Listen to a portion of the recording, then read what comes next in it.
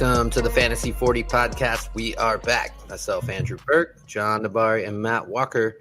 It's been a minute. We're a little late in the week, but hopefully we can pump this out so you have it before the weekend hits. And there's nothing that happens in the preseason tonight and tomorrow and Saturday with knee injuries or anything like that. But how you been, Walk?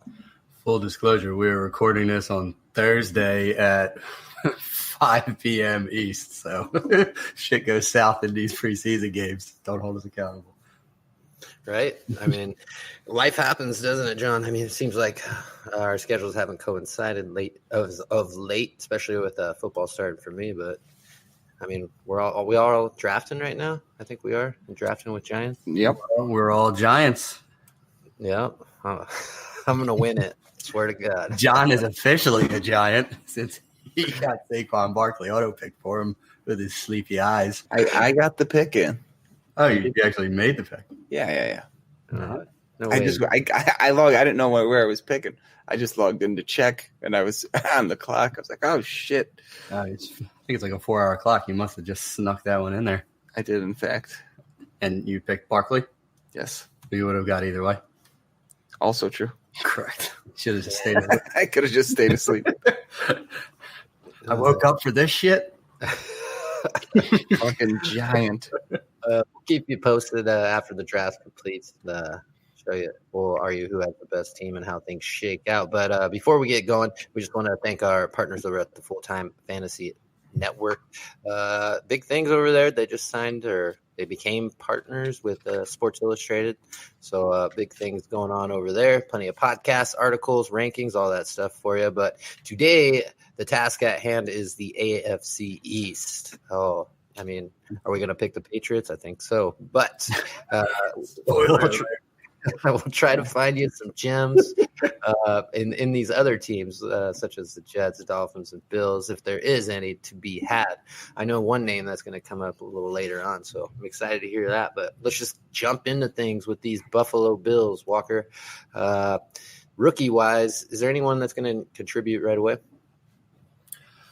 Yeah, I mean, Devin Singletary's been toting the rock with the first team. He's been getting lead back carries in there, even though Sean McDermott's blowing smoke up LaShawn McCoy's ass, telling him that he's still the lead back in Buffalo. And, who knows what Frank Gore's going to be. But I like Singletary. I liked him before. John really liked him before he totally shit the bed combine with his measurements and agility. But still like the player and like the opportunity. Team that wants to run the ball in Buffalo. I think even if McCoy and Gore still are there this year, Singletary is going to be used as at least a gadget player. But from a dynasty perspective, his arrow's looking up. Anything to add there, John? No, I mean, like Walker said, I was a big Singletary fan before he went to the combine and just broke my heart. But Dawson Knox is somebody to keep your eye on. I don't think he's going to do much this year, but for dynasty, I kind of like him as a tight end stash looking down the line a little bit. Gotcha. I mean, I don't want to get off track and go NFC South, but another guy that shit the bed in the combine that had a big week 1 preseason was our friend Elijah Holyfield. I just wanted to throw that out there. But he had a big week 1, didn't he? Have like 7 carries for 6 yards and a fumble. He had 2 touchdowns. He caught one, and then he ran one. So that's 12 points right there. The catching one was wholly unexpected, but. No, I'm not going to say be impressed. I didn't see it, but I looked at the box score, and it was not good. Didn't he average 2 touchdowns against? He scored 2 touchdowns against soon-to-be non-NFL players. I'm just saying you should have seen him turn the corner on that touchdown run. Just blazing speed. But let's go to the free agent. It was very rounded off. It was youth football-esque. But let's go to the free agents for the Bills. They brought in quite a few, especially in the wide receiver department. John, why don't you touch on those wide receivers first? Ugh, your man Cole Beasley. How long ago did we talk about him? That's enough. Yeah. They brought in Beasley and John Brown, who we've talked about for the last couple of years now. Somebody that we like. I don't know how he's going to fare in this offense. It seems like they've all of a sudden have a crowded wide receiver room that's just full of garbage. So, I mean, Brown has looked good in camp. All the reports said he's been looking good, but at the same time, he's playing with Josh Allen, who's going to only complete 13% of his passes to him. So good luck with that. That's a mighty 13, Walker. Anybody else they brought in? Yeah, I mean, TJ Yeldon is someone that I like. I think this guy just is underappreciated by and large, and I don't know why he didn't get a better shake in the free agent market. I think he's better than Tevin Coleman, personally. And, boy, I'd love to see TJ Yeldon and Sam Fran right now. But reports are Yeldon's not even going to make the team. I mean, short of them trading LaShawn McCoy, he's on the outside looking in because Sonoris Perry is a better special teamer. And to be the RB4, you better be a hell of a special teamer to make just about any roster these days. So my hope almost is that he gets released and ends up somewhere else, like, say, the Buccaneers. I was going to say like San Diego or the Chargers, damn it. I always say San Diego. Listen, yeah. Once Melvin Gordon continues to sit out and waste away the waning years of his 13 games per season career. Yeldon, I just think, is probably their second best running back on the team. But I'm no NFL coach, so appears that as though I'm wrong. But I was really happy with that signing before they drafted Singletary because I thought he'd get a shot at actually being that lead back if indeed they cut LaShawn McCoy. Two things. First thing, I think Yeldon is the best back. I mean, obviously Singletary is kind of sought after, but I think Yeldon right now is the best back. It's funny that you say he's going to get cut. Second thing for both of you, John Brown, Cole Beasley, Zay Jones, Robert Foster. Who are you taking out of that bunch to be the best receiver for Buffalo this year? PPR, Zay. Yeah. Zay? In PPR, if I was playing best ball, Foster or Smoke. Listen, Foster's not – he's running with the second team. Sean McDermott threw a fucking bucket of cold water on that kid that he needed to really, make the year two leap, and he hasn't done it. I was cautiously optimistic about what Robert Foster could be, but he's not even a starter anymore. John Brown seems to came in and take his job. It's going to be John Brown and Zay Jones on the outside with Cole Beasley in the slot when they go three wide. Foster's not going to see the field unless – God forbid a John Brown injury. So I don't want anything to do with Foster this year. I like Brown. Zay Jones had some flashes, but just still for a PPR guy doesn't catch the ball enough for my liking. And as you indicated, Josh Allen's only a 13% completion percentage quarterback. And, I don't want the PPR guy. I want the deep threat when it comes to those 13% completion percentages. That is correct. I don't have much to add besides Zay Jones dropped his first red zone target because he saw a safety coming down on him. But let's move on. Let's move on to our sleepers. We get a little more exciting here. Walker, you can lead off. Yeah. Very sleepy up there in upstate New York because there's no one that's really getting me all hot and bothered. But I'm a Dawson Knox fan. I think he landed in a pretty good situation where there's not much in that Buffalo tight end room. Tyler Kroft's already hurt. So is what's his name? Jason, whatever his last name is, who had one or two good games last year, but they shipped Charles Clay out of town. So Knox is going to have a shot at some significant work early on in his rookie year. And while I typically don't subscribe to any type of production from a rookie tight end, he's going to have an opportunity, and I think he could gel well with Josh Allen. So he would qualify as a sleeper for me.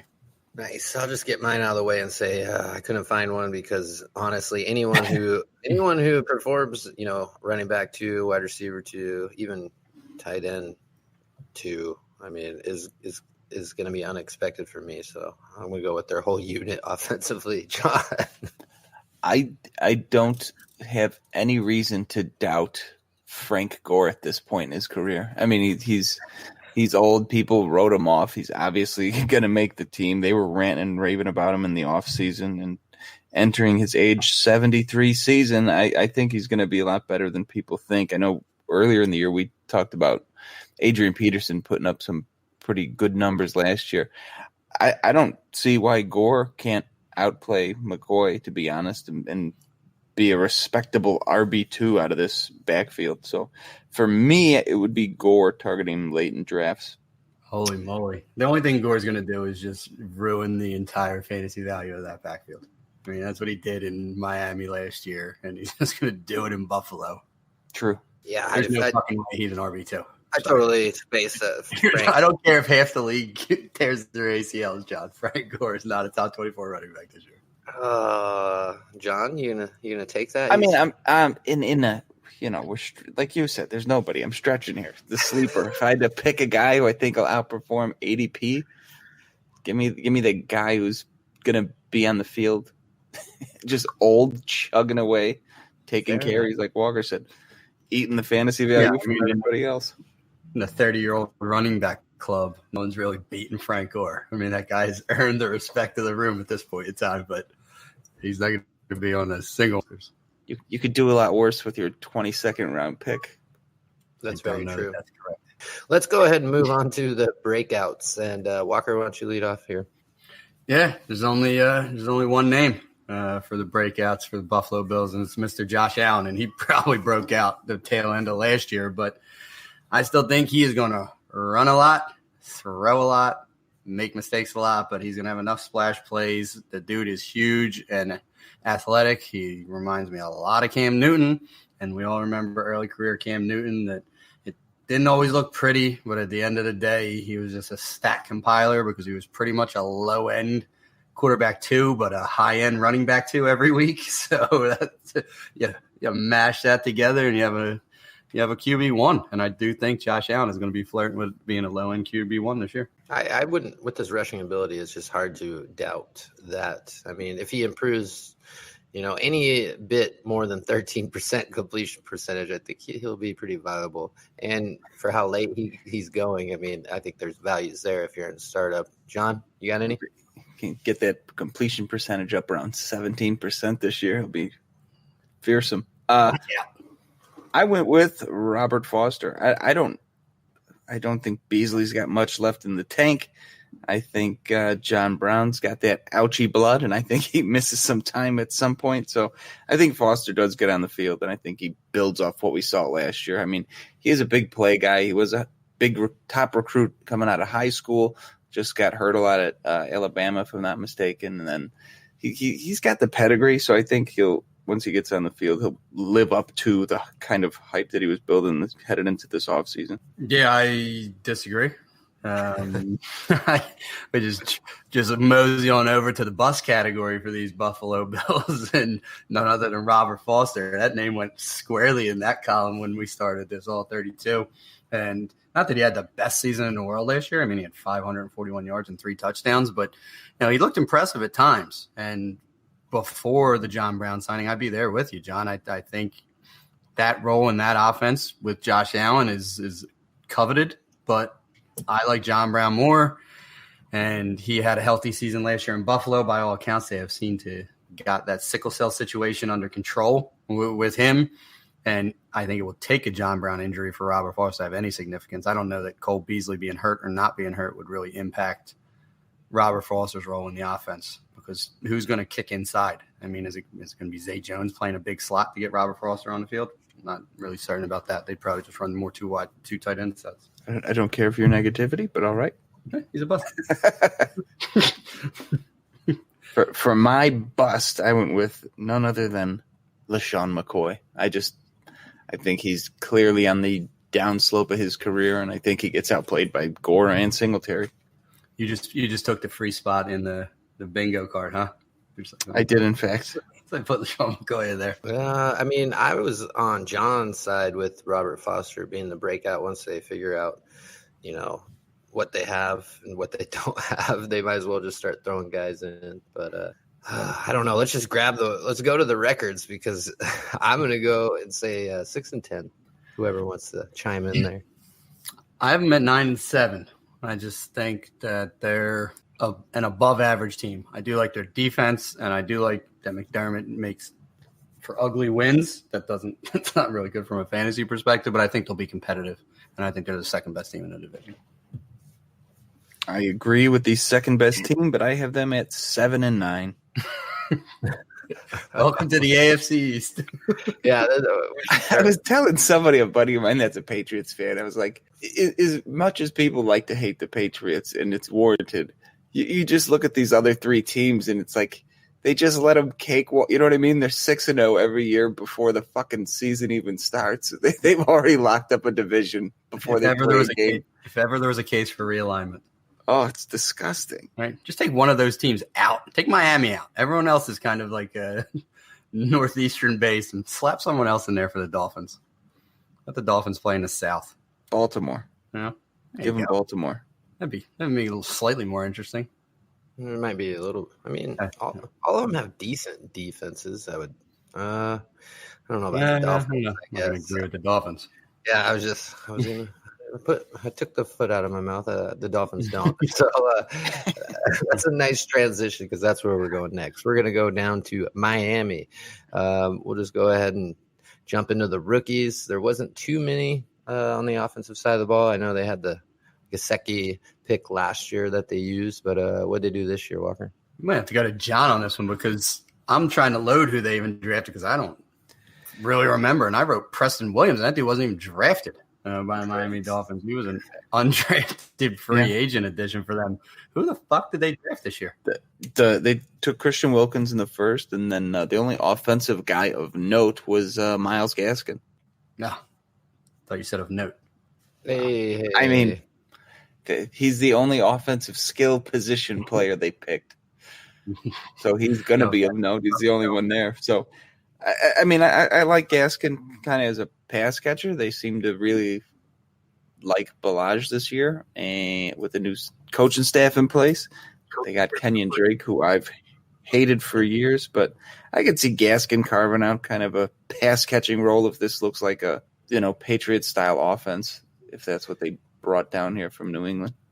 All right, let me evaluate the draft. We do not want to be good this year, so we're going to draft a bunch of these guys that are going to be kind of long-term assets for us and aren't going to make us win games unintentionally, like with explosive plays or quality. So we're going to take a bunch of trench guys and then Myles Gaskin in the 7th round. They took a fullback before they took him. One pick earlier, they drafted Chandler Cox out of Auburn before Myles Gaskin. That's where they're at right now. Wasn't that like last year when the Seahawks started the punter trend before in like the 4th or 5th round, and then a couple punters went right after him? Listen, Positive Pete, he is a trendsetter in the NFL. You do as Pete does. So, I mean, this honestly, the AFC East is garbage right now. I'm just yeah, we should just stop talking about the Patriots for 40 minutes. Yeah, I mean, it's getting depressing, but let's go ahead and go to the free agents. There was one big move that they did make. Former first-round pick from the Arizona Cardinals, Walker. They've got Josh Rosen. Yeah, I mean, whatever you think about the kid, it was a good move by the Dolphins because why not? They didn't give up much to get him. I believe it was a 3rd-round pick, or they traded back in the second. I forget what they did, but they weren't even willing to give up, a 2nd-round pick at the time. They were trading their picks back and acquiring more assets before they finally pulled the trigger on getting Rosen. So you got him for a bag of peanuts, barely counting anything against your cap because I think Arizona ate most of that money.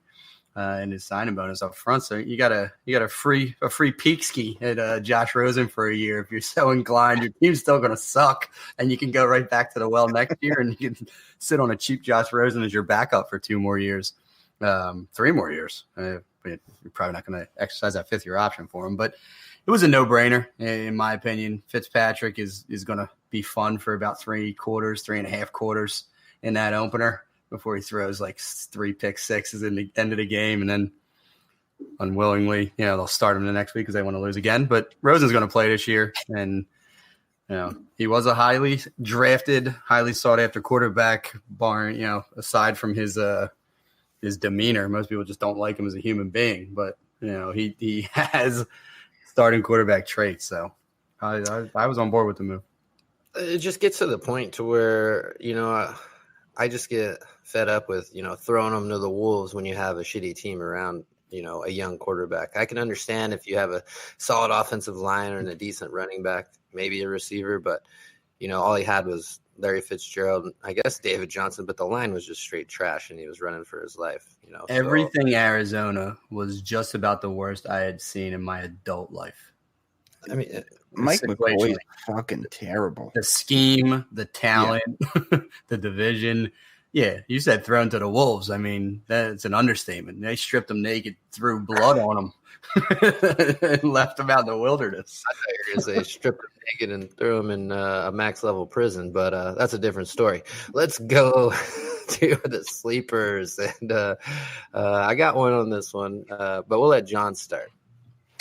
I'm going with Isaiah Ford. I think he's a second-year player, maybe third, but he's coming out of – I liked him actually coming out of Virginia Tech a couple years ago whenever he was a rookie. But he is apparently the lead guy to take that slot job there. And especially if it is Rosen, I kind of like the slot receiver, kind of like the way people talk about the tight ends being the safety valve for, young quarterbacks. He's looked good in camp. They've had a lot of positive things to say about him. So I kind of like Isaiah Ford to have a little bit of a breakout. It reminds me of somebody that I used to love is Eddie Royal. I mean, kind of like the same traits. He could do some work in the slot, and I think it's his third year, if I remember right. So nice pick. Walker, I'll let you go. So I'm going to have to counter yours. Yeah, I like Ford as well. Didn't you break his leg last year or something? It's something that he ended up not finishing the season. I think he just sucked. Could have been the alternative. So, kudos to you, Isaiah, for avoiding the broken leg, I guess. But I went with Devontae Parker because, you talk about free. You were talking about Frank Gore earlier. I didn't look at ADP. But I'm going to assume it just says free next to Devontae Parker at this point in time. Like it asks you 3 times when you pick him. You really want to make this pick? Are you sure you want to make this pick? Are you comfortable making this pick? I'm going to have to kind of halfway disagree. It's like the Devontae Parker truthers are the only ones that own him, and they're not letting him go for free because this is the 6-year breakout. So I don't know. Listen, you have a clean slate. There's a new offense down. Listen, John, you want to take a shot at Adam Gase? Just cause right now, or you want to wait until we talk about the Jets? Sure. Gase sucks. Yeah. Could this have all been Adam Gase's fault? Yeah. The Devontae Parker breakout. He's had him under his thumb because he's just a total asshole. He just doesn't want to see nice things. He's like a flower killer. Well, mine is going to be Preston Williams, and this is all off of off-season hype. The dude is making plays, had a couple drops, but one-handed catches down the sideline, going up over 2 guys. He's using his hands to catch the ball. I was pretty impressed with his week 1. Obviously, it was against the 2s. Maybe he'll get a chance to start running with the 1s a little bit, but even the beat reporters out there are loving Preston. So that would be my early sleeper, just in case, Devontae is Devontae Parker. And I think maybe Preston Williams can step into that role and make some stuff happen. We'll go to the breakouts, and I'll lead off just because we haven't touched on Kenyon Drake, and it doesn't look like we will until the end. But dude's in a walking boot. That's not good news when you're getting this close. Susceptible for re-injury if they try to give him a go, maybe the 3rd or 4th preseason game. But I'm going to go with Kalen Ballage. He was already, when he was healthy, starting to split the work, and they said that Ballage was getting more work than Drake. So I'm going to go with it. I own him everywhere, so why not stay true? And I'm going to go with Kellen Ballage. All right. I should have doubled back on Preston Williams. It's amazing how things can change. Preston Williams was my number 13 receiver pre-NFL Combine, and then he proceeded to tank the Combine, and I gave him the John DeBari, Devin Singletary treatment, and that man free fall down my rankings. And then he went UDFA. I'm like, maybe I should just stick with this. And now he had like 1 good preseason game. I'm like, shit. It just stuck to my guns. Kept him there. I don't know him everywhere in the 5th round. But my breakout is Albert Wilson. I don't even think he's practiced yet, to be honest with you. No. He's gonna break out whenever he plays. He's gonna be amazing, and I think he's gonna be the slot guy when it's all said and done. Because if he only has to beat out Isaiah Ford, I'll put my money on Albert Wilson. Because I already went with Devontae Parker on my sleeper, and Kenny Stills is incapable of breaking out because he can only have 2 or 3 good games every single year. So limited options, and I'm going with Albert Wilson. The only thing breaking out of Albert Wilson is his bone through his leg. Evil man. Evil. I went with Josh Rosen. I'm the coaching staff that came down from New England. The rumor was draft season last year that the Patriots were really big fans of Rosen, and their offensive coordinator, now wide receiver coach, now OC in Miami, was one of the guys who reportedly really pushing for him. So he got the quarterback he wanted on this team.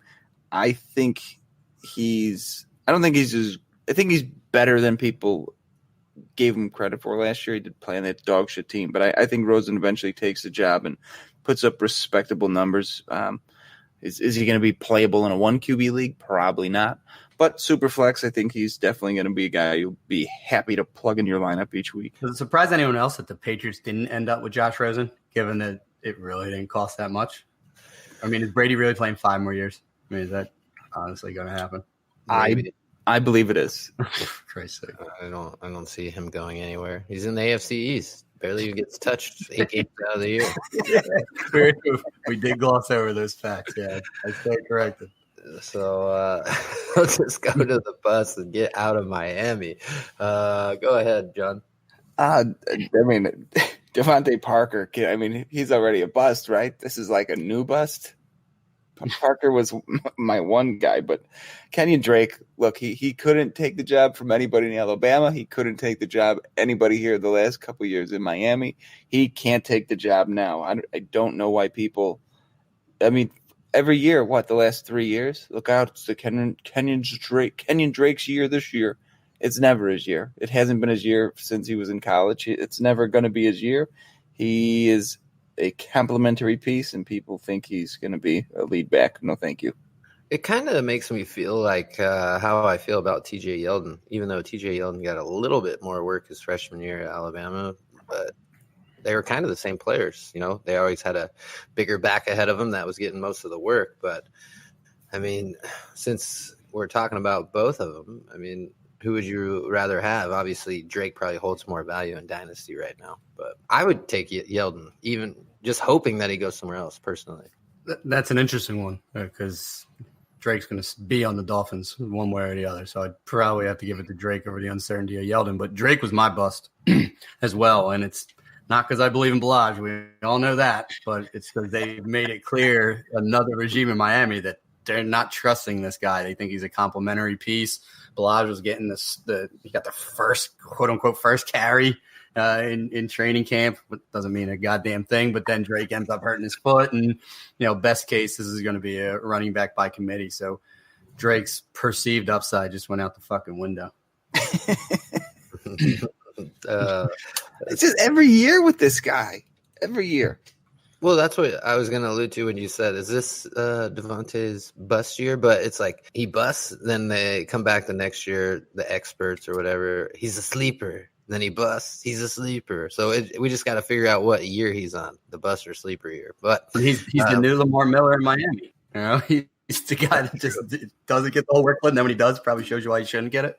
Lamar Miller had one badass game in the rain when he was in Miami. He was just running. I can't remember who it was against. This is years and years ago, but that's when his breakout was. My bus is Rosen, just because I think he might have a case of the yips, like what you get in baseball. Just from he just has post-traumatic stress syndrome from playing with the Cardinals and running for his life. I don't daydream about tennis. Oh my god! So I don't know.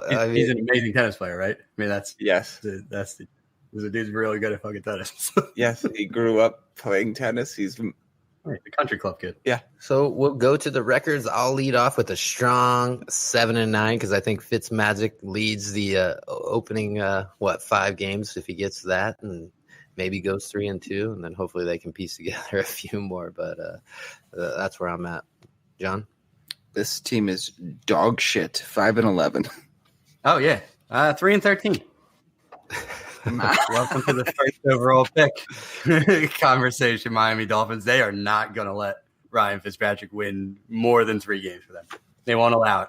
If he starts off even 3-2, it'll be like, thanks for coming, Josh. Get in here, and we're going to cut Kalen Balaj and Kenyon Drake, and we're going to let Isaiah Ford be the running back. Not to get off subject again, but that's good for your Eagles and my Cowboys because we play this division this year. So thank God, everybody except for the Patriots. Speaking of them, let's go there. They're usually not known for, their big rookie signings or, they usually trade away for value in the drafts. But this year they actually made a few selections that might help your fantasy teams. Walker, why don't you lead out with what they got on the offensive side of the ball? Yeah, that is surprisingly, even though they have been historically bad under the Bill Belichick regime of drafting wide receivers. They went and snagged N'Keal Harry early on when he was so close to being an Arizona Cardinal, having Kyler Murray throwing him passes for the next 10 years, but he's going to have old rag arm Tom Brady and whatever he's got left for his 5-yard out routes till he dies. But then he went and got Damian Harris, who I'm not a fan of, but a lot of people seem to like. And then there's this undrafted free agent, Jacoby Myers, that's causing quite a stir right now, catching 2 touchdowns in the first preseason game, and might never hear from him again. Harry obviously is the one everybody knows. I get suckered into this every year, but whenever they end up putting some rookie quarterback behind Brady, it piques my interest. They took Jared Stidham, who was a Baylor kid that transferred to Auburn, and I do kind of like him. But, as we've seen, if you get the Patriots backup quarterback, they get on the field a little bit, and then they end up trading him for pieces, and they can start somewhere else. So he's worth monitoring, especially in Superflex leagues. But rookie-wise, Harry's the only offensive guy to really pay attention to, although they did also take Damian Harris later in the draft, and I kind of liked him more than Josh Jacobs coming into this. However, shots fired. However, I am a strong advocate of staying the hell out of the Patriots backfield, so I'll be passing. Damian Harris is the epitome of blah. He's not bad at anything, but he's also not good at anything. We talk about these guys they're just good enough at everything that everyone's like, oh, well, he can see the field because he's a good pass blocker. Didn't we have this conversation with Jamal Williams before? I feel like I wouldn't go that far. There's just no matter who it is, I'm just not investing any picks in the Patriots running back situation. I'd rather have trust what the running back can be than the volatility of the wide receiver position. I think N'Keal Harry is one that I'm concerned about, short term and long term. He was my wide receiver 1 coming out. He stayed there even through being picked by the Patriots, but his upside got capped, in my opinion, a little bit.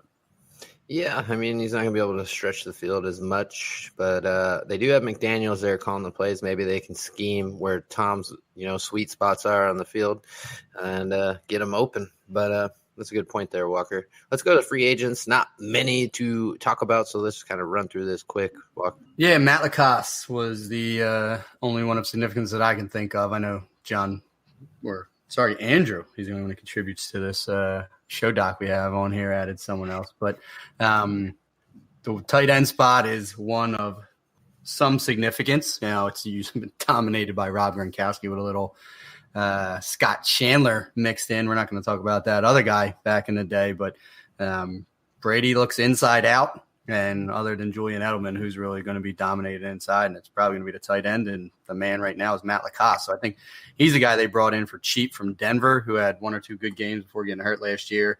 And he's someone you can get super duper late as your second tight end that could return some value in redraft. Yeah, I think we're both thinking the same thing and trying to attack that position where the hole is. And I actually went with the suspended Ben Watson.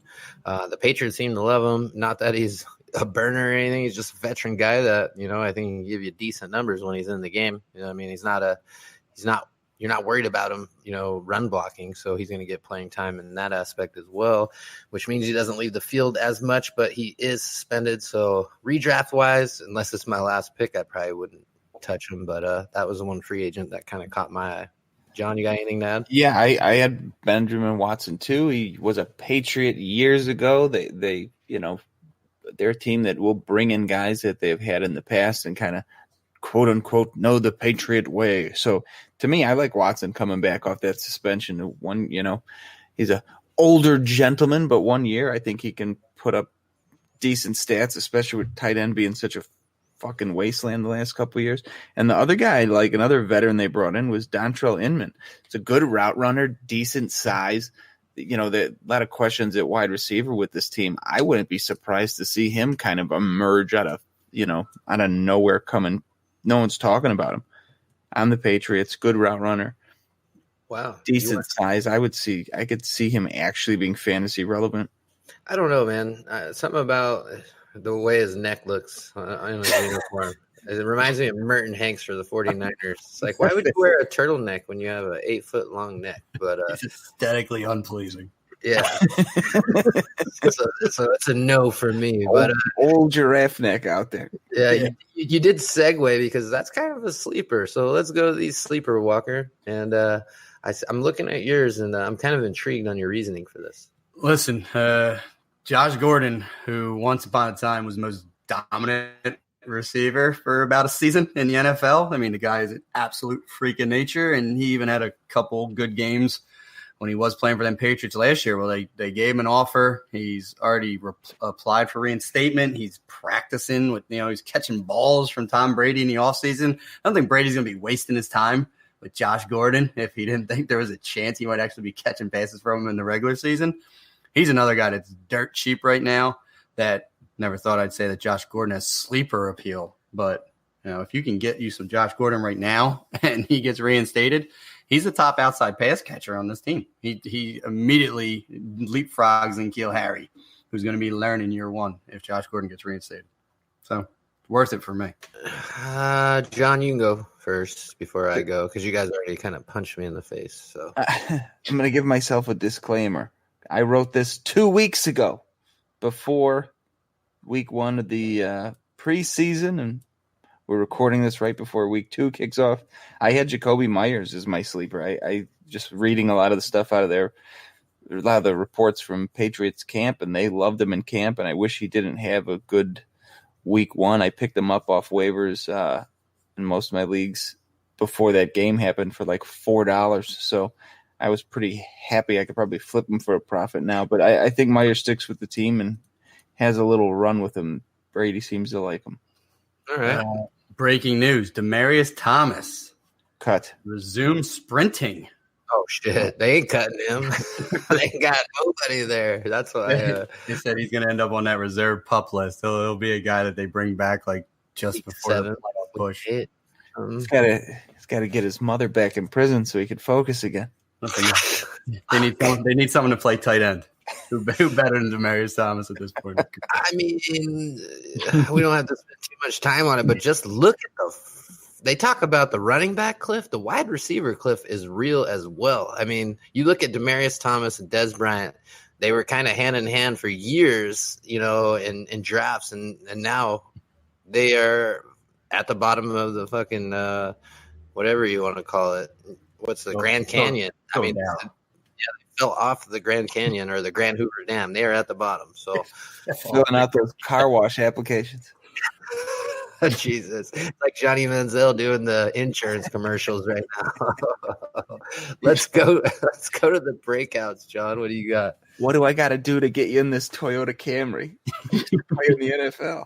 Breakouts. I put a tight end. One of these guys is going to have a decent run in fantasy. I believe it's Benjamin Watson. If you want to go on the IDP side of the ball, I like Chase Winovich. I think he's going to have a nice year, kind of that outside linebacker, pass rusher hybrid for a rookie. I think he's going to have a good year. The best part about Ben Watson is he's like one of the most stand-up guys in NFL history. And he flat out was like, yep, thought I was retired, so I started taking illegal shit. I'm not going to lie. He told the Patriots up front, like, yeah, I'm not even going to appeal this. I'm catching 4 games. Like, listen, that guy was checked out, and now he's missing 4 games. It's pretty awesome. I was going to mention that earlier, and I'm glad you did. I mean, they don't seem to even bat an eye at it. I think it was whenever they were signing him, he told them, I'm going to be dirty, and they're like, it don't matter. So, Walker, who's yours? My breakout is Sony Michel, and people need to stop shitting on Sony Michel. I'm sick and tired of it. And it's just like it's enough. Agent, it's enough. Going on bone. I don't care if it's like his leg falls off. I'm still here. They'll figure out a way to get him through the season. Sony Michel's going to score 15 touchdowns this year. All right, dude. Touchdowns this year. Over 1,000 rushing yards, and he will catch 25 plus passes. Catch, not targets. He will catch them. I mean, I don't want It's to an ugly say first year out of the backfield. It takes time to assimilate into this offense. I can name countless Patriots that look like dog shit year one that were a little better in year two, especially at that running back position. Sonny Michel is the best running back they have by fucking far. He is worlds better than Damian Harris. James White isn't even a running back. He is a mini tight end and slot receiver. Sonny Michel, barring injury, which who knows, I will disclaim it. If he plays 13 games, he will have 15 touchdowns this year. Regular season. Get on board. Sonny Michel will be an RB1 this year. Took my breath away. Yeah, I mean, come on. That's the craziest prediction in the history of this show. I am here for all the Sonny Michel. Is he moving around yet? Is he finally doing? Dude, he's already like catching rave reviews. Why these guys wait until and I understand what I do, because why would you want to ruin your summer by getting work done to you when you can just sit out all camp? But he's already well ahead of where he was last year. He's a year into the playbook. It's not going to take him weeks to get assimilated. You saw what they used him for in the playoffs. You think Tom Brady got 10 years younger or 1 year older since that all happened? That's why Damian Harris was my sleeper, is because I don't even think Michelle makes it that long. Because honestly, with the lack of weapons, yes, they have Tom Brady, but with the lack of weapons on the offensive side of the ball, I mean, yeah, they have Edelman, N'Keal Harry. Oh my God, I saw that 15 touchdowns. It's stuck in my head, but I don't know. They can't run him like Dallas runs Zeke. I don't think he is not that durable. I mean, he's proved it in college. He proved it last year. He's proved it coming into this offseason. So that's why Harris is my sleeper. But my breakout is a former, I think he was 8th overall for the Indianapolis Colts, Mr. Philip Dorsett. All he has to do is run straight and maybe catch a ball or two from Tom Brady. This is more, I guess I would say, best ball or probably one of your last picks in your dynasty startup or redraft leagues. But I think Philip Dorsett has a solid chance to break out. I acquired him on the cheap in the offseason just with the outside chance he might do something. So I hope you're right. No, he will never happen. That was a huge first round swing and miss by those Colts, and even the Patriots can't save Philip Dorsett. All right. Well, I'm not going to sit here and argue like Skip Bayless because I don't like him that much. But let's go to the bus. Walker, I see you got my dude on there. Go ahead. Yep. Well, listen. If you listened to the podcast 1 minute ago and heard how much I like Sonny Michel, well, then sure as shit, I can't like Damian Harris because they're not allowed to be too good, quote unquote, running backs in New England, even though James White's going to do his thing. So Damian Harris is going to be a bust for anyone that thinks, barring a Michel injury, he has any value this year. If you want to take him in your second or third round of your dynasty rookie draft, by all means, because why not tie yourself to the potential upside of a lead back in the Patriots offense? But I'm assuming health for Sonny Michel this year, and a healthy Sonny Michel means that Damian Harris is a wasted draft pick in redraft. So for me, my bust, and I kind of hinted at this earlier, it's all Patriots running backs. I'm not buying any of them. You're rolling the dice week to week. Is this a Damian Harris week? Is this Sonny Michel week? Is this a James White week? And we're going to get to the point where it might be a Brandon Bolden week twice a year. So I'm not.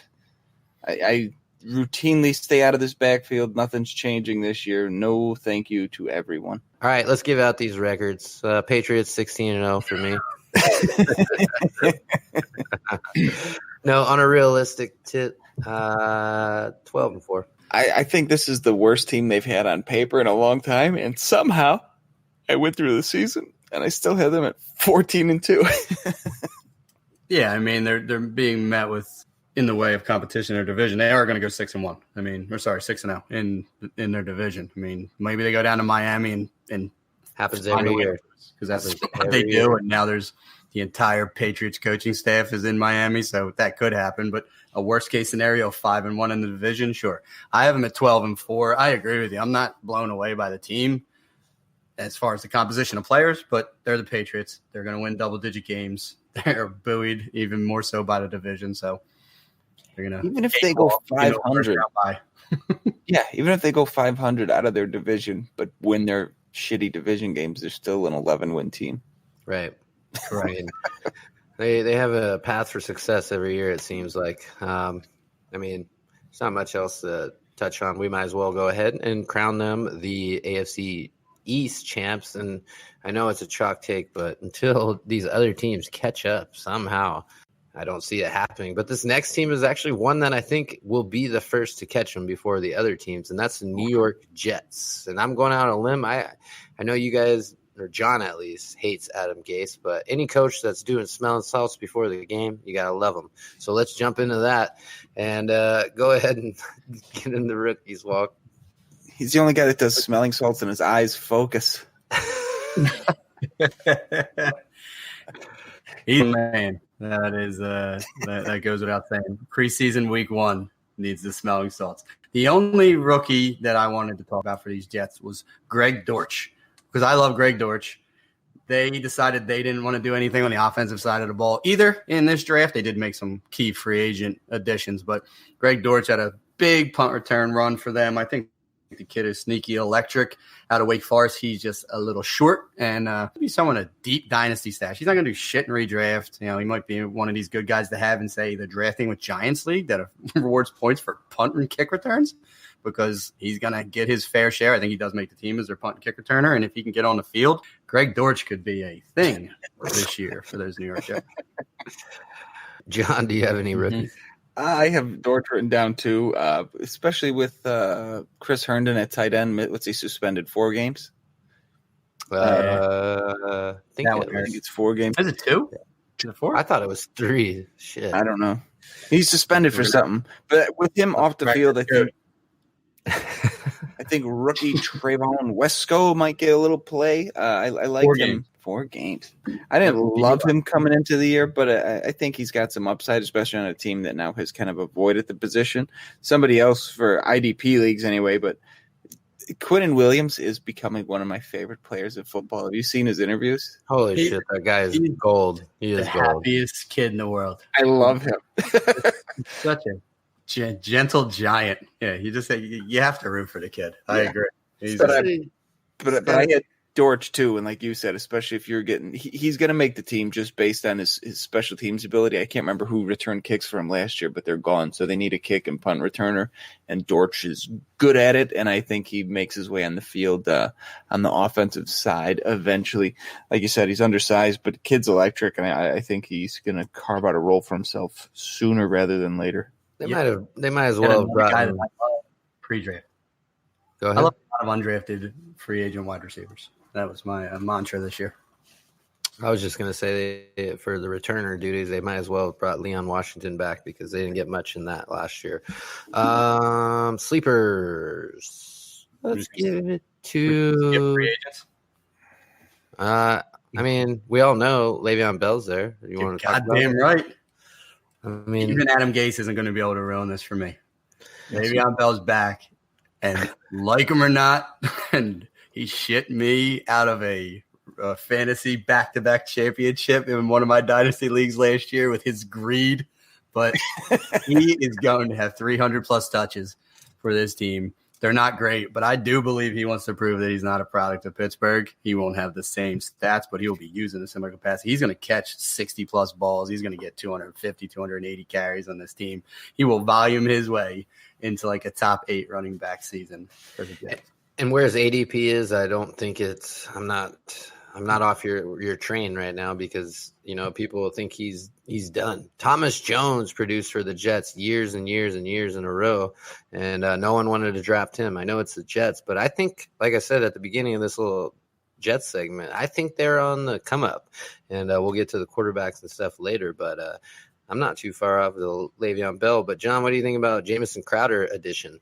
Yeah, I like Crowder coming out of Duke. I liked him on the Redskins. I like him here. I think he can be a like Walker said, if he could stay on the field, I think he'd be a reliable target for a young quarterback in Sam Darnold there. So I like Crowder's. I don't think he's going to, he's not a world beater. He's obviously not a wide receiver 1, but he's definitely serviceable bench depth on your fantasy team and somebody that you could confidently plug in with a decent floor during your bye weeks and if injuries bite you. Let's go ahead and set that line. What week? I say 4. Injury line? Yeah. Yeah, we'll go 5. 7. Just enough to really stick it to you. You know, momentum's building. When the buys really hit. Yeah, decent PPR wide receiver 3. He's a good flex guy for you. And then, boom. And then Enuma goes back in the slot where he belongs and wins people fantasy championships. So I think the bigger question would be who lasts longer, Fuller or Crowder? Crowder.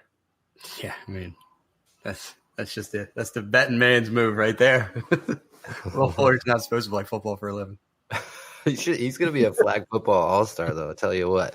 Let's go to sleepers. We're running a little short on time. We'll just run through these. A guy that was forementioned, Walker, go ahead and talk about him again real quick. Yeah, just a reminder, too. We didn't do the 10-minute bell on this, which is why we're all over the fucking place. Shows how long it's been since we were on here. But Chris Herndon, 4-game suspension. You can get him for free. Draft someone that's going to fill those first 4 games that has decent matchups.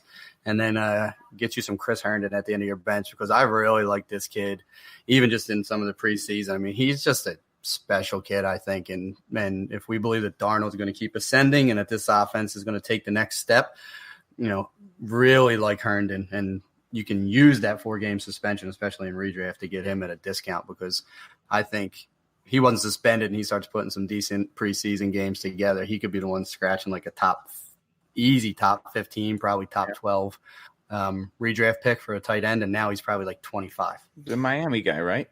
Yep.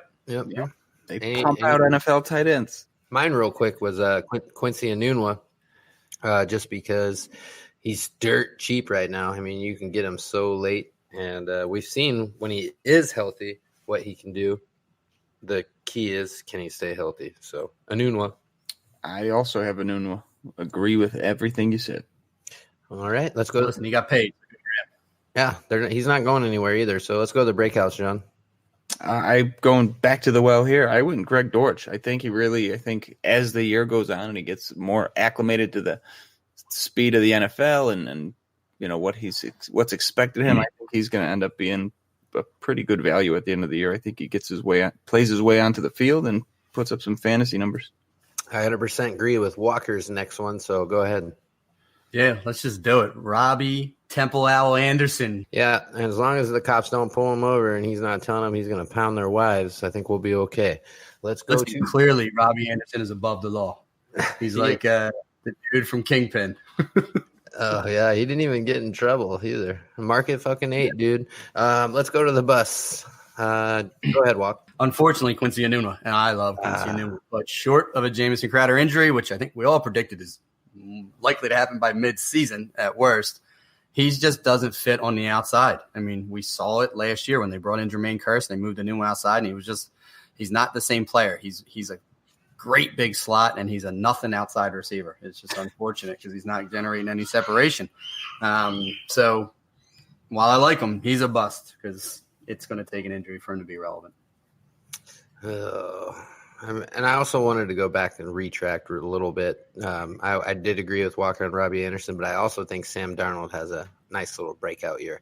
Bust-wise, go, John. I kind of got a combo. The Le'Veon Bell, Adam Gase combo is going to be an epic failure. Gase has already come out and said he wouldn't assign him if it was up to him. Ended up getting the GM fired, so Gase doesn't love the signing. He realizes he's stuck with him. I just don't see their personalities meshing.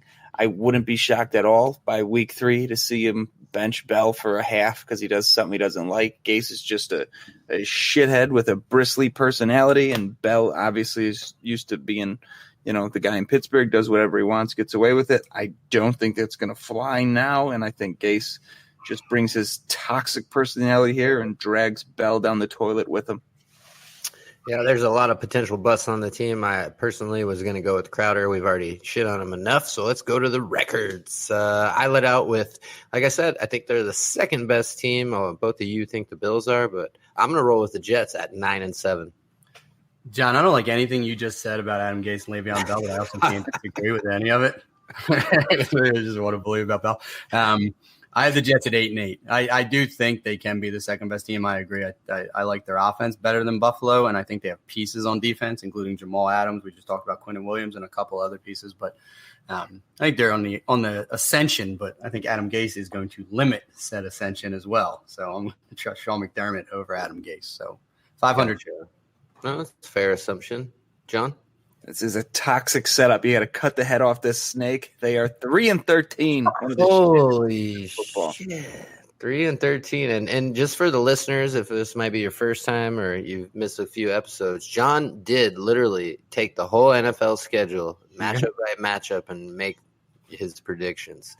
He also hates Adam Gase worse than anything I've ever heard him reference on this podcast. But he's also a Vegas resident, so it's pretty much like you're getting the Vegas odds. So let's see here real quick. I'll give you the 3 wins I gave him. I gave him a win in week 11 against the Redskins, week 12 against the Raiders. Win streak. And yes, sir. And then week 14 against Miami.